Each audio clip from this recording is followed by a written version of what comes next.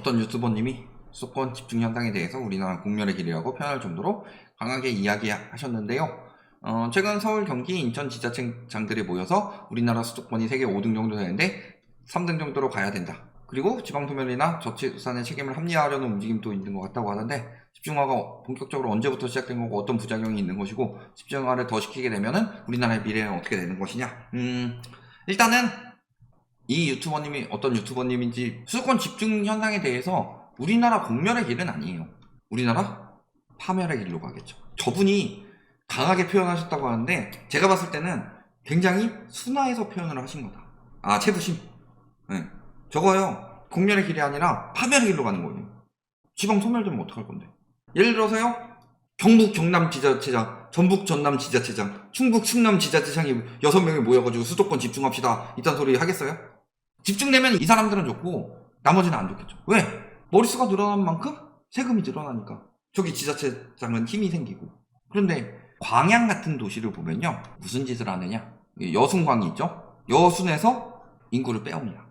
그래서 광양 인구를 보면요, 1, 2, 3, 4, 5, 6, 7, 8, 9, 10, 11, 12, 1, 2, 3, 4, 5, 6, 7, 8, 9, 10, 11, 12 해가지고 1월이나 12월에 책정할 때 인구가 확 늘어나요.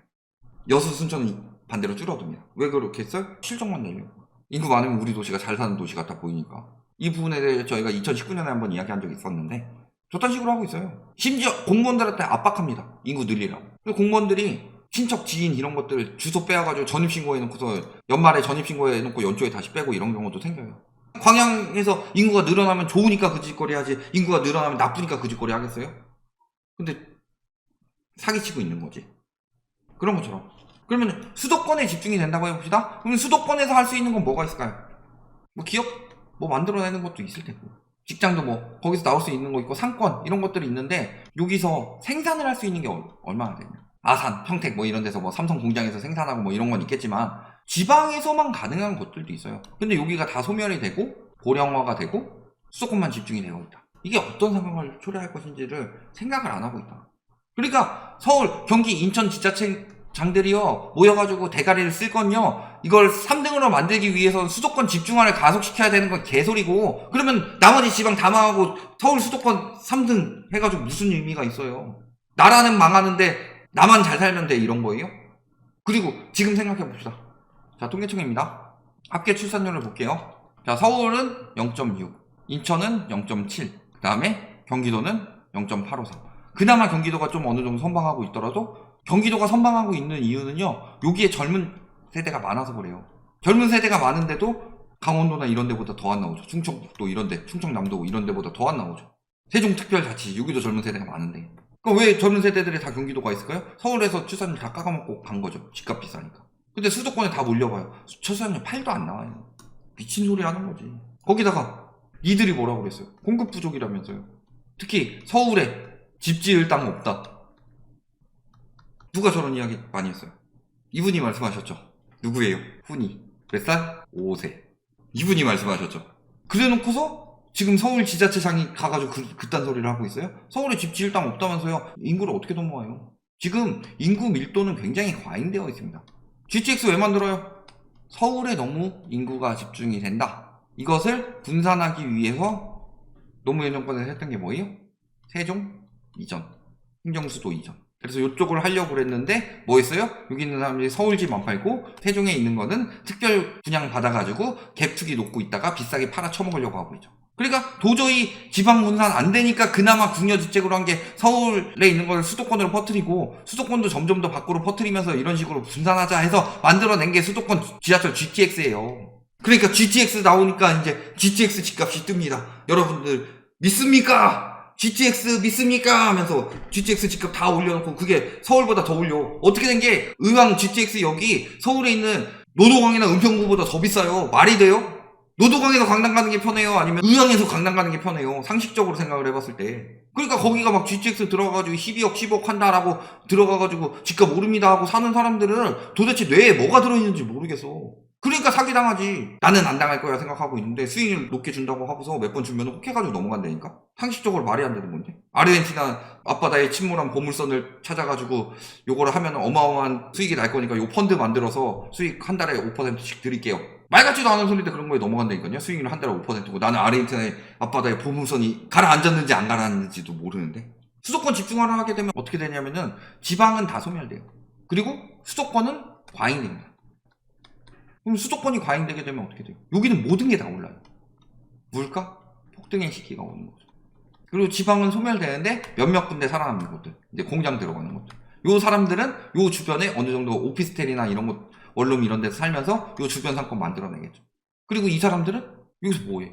생산량이라는 건 크게 두 가지로 나눌 수가 있는데 인구수랑 시간이에요. 이 인구수는 생산 가능 인구. 그런데 수도권만 비대해져요? 그러면 어떻게 되겠어요? 교통이 굉장히 막히겠죠. 굉장히 불편해질 테고. 예를 들어서 도로를 이렇게 만들어놨어. 도로를 만들어놨는데 거기에 1000세대가 들어와야 되는데 10,000세대가 들어와요. 교통이 굉장히 불편해지겠죠. 그러면 도로에서 날리는 시간은 얼마나 될 것이고. 그러면은 우리나라 젊은 세대들의 시간이요. 지금도 그래요. 지금도 보시면 어때요? 결국에는 서울에 살아야 될 사람들은 어떤 사람들이요? 서울에 살 사람들의 생산 가능 인구가 돼야 되는 거고, 그 다음에 좀 나이가 있으신 분들은 그 시설들을 만들어서 병원이라든가, 그 다음에 누릴 수 있는 그런 특별한 시설들을 만들어서 그쪽에는 이제 소비의 도시로 만들고 생산과 소비의 도시로 만들어가지고 서울 이쪽에서 그렇게 만들어야 되는데 그 사람들이 시간을 맨날 출퇴근으로 하루에 2시간에서 4시간씩 날리고 있어요. 그거 다 생산력 날아가는 거예요. 그 사람들이 일하는 시간이 아니니까 생산력 날아가도 괜찮다. 이게 말이 돼요? 그 시간에 소비를 할 수가 있고 그 시간에 뭐 휴식을 해가지고 더 뛰어난 아이디어를 낼 수도 있고 그런데 그런 것들이 지금 수도권 집중 현상으로 인해서 20대 30대들의 시간이 날아가든가 아니면은 돈이 날아가는 거죠. 시간이 안 날아가게 하기 위해서는 서울에서 월세 살고 그러면서 전세는 못 사니까 돈이 없어서 그러면은 돈이 계속 나가요. 거기서 계속 부동산 거품으로 인해서 돈이 나가요. 사람들의 소비력이 뚝 떨어지죠. 소비력 다 떨어지는 거예요. 서울이 소비의 도시이기도 하고 생산의 도시도 돼야 되는데 서울이 소비의 도시가 되는데 인구가 몰려서 살 곳은 없고 집값은 폭등하고 교통은 불편하고 이런 부분에 대해서 계획이라도 있어요? 안 그래도 지금 교통 불편해가지고 김포 노시철도 보세요. 혼잡도가 어느 정도예요. 9호선 혼잡도가 어느 정도예요. 이런 대책들 지금 하나도 개선되지 않은 상황에서 수도권 늘려가지고 인구 늘려서 3위로 만들자고? 아니죠. 인구 늘려서 3위로 만드는 건 의미가 없다. 근데 개발을 해가지고 잘 살게 만들어서 3등을 만들어야지 왜 다른 지방 다 소멸시켜 가면서 출산율 개박살 내가면서 나라는 망하는데 수도권만 살아난다 식으로 만들어가지고 다른 데서 끌어와서 하려고 하냐. 지자체장들이 해야 되는 일이 뭐예요? 도시가 잘 먹고 잘 살게 만들어야 되는 거고 잘 먹고 잘 살게 만들게 하기 위해서는 인구가 늘어난 게 아니라 지금 있는 인구들이 얼마나 쾌적하게 잘 살고 있고 얼마나 생산성이 있게 되느냐 그걸 올려가지고 3등을 만들어야지 말 같지도 않은 걸 하고 있어. 이거 무슨 소리인 줄 알아요? 중국같이 가자는 거예요. 사람들이 늘어나면 그만큼 수요는 늘어나는데 일자리는 한정되어 있죠. 그러면 어떤 상황이 벌어져요? 돈 못 벌어요. 걸핏하면 자를 거예요. 왜? 수요가 많은데? 안 그래도 지금 2030 인구가 줄어가고 있어요. 인구가 줄어가고 있는데 아직도 실업률이 굉장히 높죠. 그냥 쉬는 사람들도 굉장히 많죠. 그만큼 대우가 안 나온다고 생각을 하기 때문이죠. 그런 사람들인데 나중에 일본 같은 데 가보면 어때요? 일본 같은 데 가면은 정년층 많이 줄어가지고 최저임금 받고 일하는 사람들 거의 없어요. 우리나라는 거의 최저임금 받고 일하잖아요. 초창기에. 그러니까 최저임금이 높다 하는데 다른 나라들은 최저임금 이상 주는 거고 우리나라는 최저임금이라도 박아놔야지 그만큼이라도 주는 거니까 하는 일인데 그러니까 오히려 소상공인들이 피해를 보는 거고 그것 때문에 기업들이 최저임금이라도 똑바로 줘야 되는 거고 그러니까 기업 최저임금이랑 자영업 최저임금을 나눠놓는 것 정도는 필요하죠. 그런데 그런 식으로 해가지고 하고 있는데 2030들 다 지방 다 망하든 말든 다 여기다 끌어와가지고 하면은 또 경쟁 사회가 돼서 또 일자리는 없고 되게 쉽게 쓰는 거예요. 기업들만 살판난 세상 만드는 거지. 중국이 그런 나라잖아요. 중국이 기업들이 살판난 세상이잖아. 그러니까 부채도 엄청 받는 거고 싼 맛에 고용해가지고 조금만 비싸게 팔아도요. 인건비가 싸니까 다른 나라들은 가격 경쟁력 엄청 좋은 거 아니에요. 우리나라가 왜 아직도 그따위로 살아야 돼요. 그리고 무슨 살기 좋은 도시예요. 우리나라 서울의 인구 밀도가 어느 정도예요. 우리나라 인구 밀도 비슷한 나라들 중에서 우리나라처럼 바글바글하게 사는 나라가 어디가 있냐 도대체. 수도권에 다 집중돼가지고. 그 지방 그거는 뭐 농사는 누가 지을 거예요? 식량 다 수입해서 먹을 거예요? 식량이 무기화되면은 서울에서 농사 지어요? 경기도에서 농사 지어요? 저기 수도권 집중됐는데? 누가 지을 거예요? 식량이 무기화되면은 우리나라는 다른 나라들한테 휘둘릴 수밖에 없습니다. 나라 파멸하자는 이야기를 저렇게 가볍게 이야기하는지 몰라요. 나만 잘 살면 돼요? 그런 사람들을 나라가 파멸하든 말든 나만 잘 살면 돼 했던 사람들이 과거에도 있었어요. 그런 사람들을 을사오적이라고 불렀고 매국노라고 불렀어요. 나라를 굳이 다른 나라한테 팔아야만 매국노가 되는 거예요? 아니에요.